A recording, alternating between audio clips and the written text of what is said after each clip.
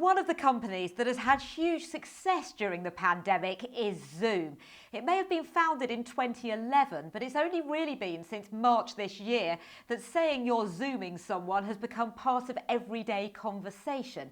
So Spencer has caught up with Harry Moseley, the company's Chief Information Officer, to find out a little bit more about the Zoom boom and how he perceives the future of work. The world changed for pretty much everyone in March, and suddenly most of the world seemed to want to conduct video conferencing en masse. I would imagine that the world changed for Zoom pretty drastically at that point, yeah? One could say so. I mean, if you go back to December of 2019, we had north of 10 million daily participants on the platform. In March, it went to 200 million, and in April, it shot up to over 300 million daily participants on the platform. So if we were running out of capacity in our New York data center, we were able to borrow capacity from our Denver data center. And if that ran out, we could borrow capacity from Santa Clara.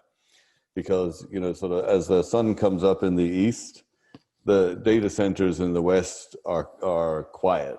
I want to talk about your virtual background, because that's the thing that's just amazed so many people. Can you explain what's going on? Because it looks to me like it's trying to find the human being, and as I move different objects across my body, you can see it kind of it removes them, which is very clear. It obviously knows that's not part of a hand. That cup is not part of my body, and so it's removing it from my hand. What is going on? It's mapping out my body.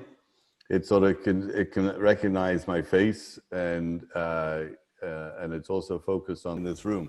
But typically, when you walk backwards into the virtual background, you actually disappear into the virtual background. I don't know if you've noticed that. Yep. Because it's the camera is seeing, you know, sort of it's seeing the physical presence. And then it can't see it because it's out of range, and then it sort of lays over the virtual background. It's pretty clever stuff. What Zoom's success shows us is that the world is waking up to remote working, but some companies were ahead of the curve. GitLab is a software firm that helps programmers collaborate on software development and has been all remote since it was founded in 2014. With 1,300 employees living in 65 different countries, it's been developing solutions to the problems other companies are only seeing now. When the crisis began, most companies who shifted to all remote actually saw productivity go up. And this is because everyone was transitioned to a single playing field where everyone had access to the same amount of information, and we were all drafting off of the relationships that we had already built. But now 6 or 7 months into this, if companies are seeing productivity decline, well, you have to understand that many people have been thrust into their homes with a suboptimal workspace. They haven't had time to optimize their workspace. They may even be working at home with a spouse or also kids at home that are also learning. This is a disaster for productivity. So I see it as no surprise that things are starting to dip.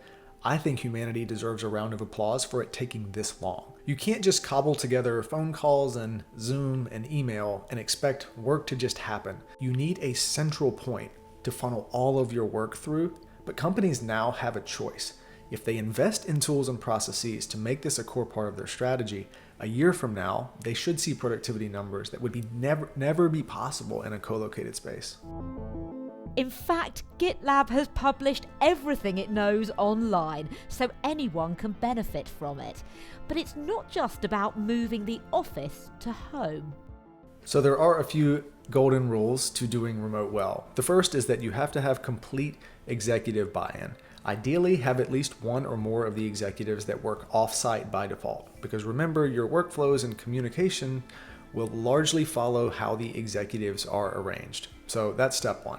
Step two is you have to be crystal clear about your values. If you Google GitLab's values, you'll find an extremely comprehensive list of not only our values, but substantiators and how we actually live those values when we don't see each other in person day to day.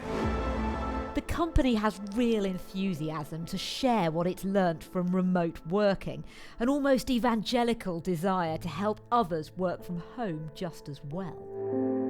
But of course not everyone's going to share this optimism, and many will still feel it simply isn't the same. When everybody's working in the office, collaboration is great. When everybody's working virtually, collaboration is great. We're not going to have that, though. We're going to have a hybrid model where you've got some people in the office and some people working from home. So how do you collaborate across that digital divide? The second thing that doesn't work in this hybrid model is culture breaks down a lot. What do I mean by that? So when you hire new people into the company, how do they get into the fabric of the organization? How do they meet other people?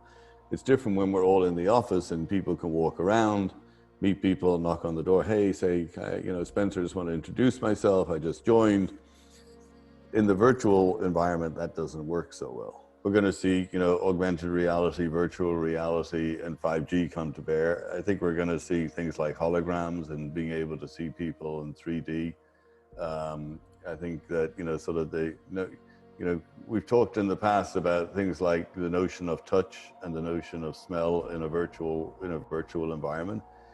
I fundamentally think that we'll begin to see those things in the future too, because 5G is going to enable, we don't know there's a lot of things that we know that 5G will do, but there's a lot of things that we don't know what 5G will do too. And I think that the ability to have a more immersive experience in a virtual environment, I fundamentally believe that we'll see that. Imagine a world where there's let's say there's like a dozen people sort of in your circle that you work with, closely. Imagine a world where you could set this group up and you could have all these people because that you interact with on a frequent ad hoc basis. Much like when you go into the office, as they come into the office, you see them. So you log on to the network, you see them. You don't hear them, but you can see them. You can wave, you can click them, you can, touch them and say, and then it turns on their speakers, turns on your microphone, you can say good morning. How was your weekend? Much like you would in the virtual office, in the real office. So I think we'll, and then everybody, has a red background when they're, sort of in a meeting or on a call, has a green background when they're not. And so now I see like Spencer's free and because he's green. There are still challenges to forming good relationships if you're only meeting people online for the first time, aren't there?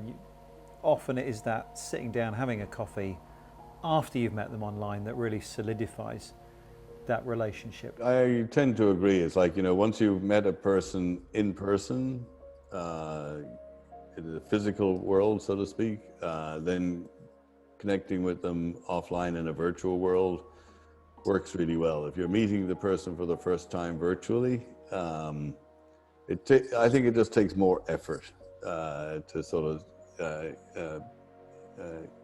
create that sort of true collaborative, true relationship like you would if you had met them for the first time physically.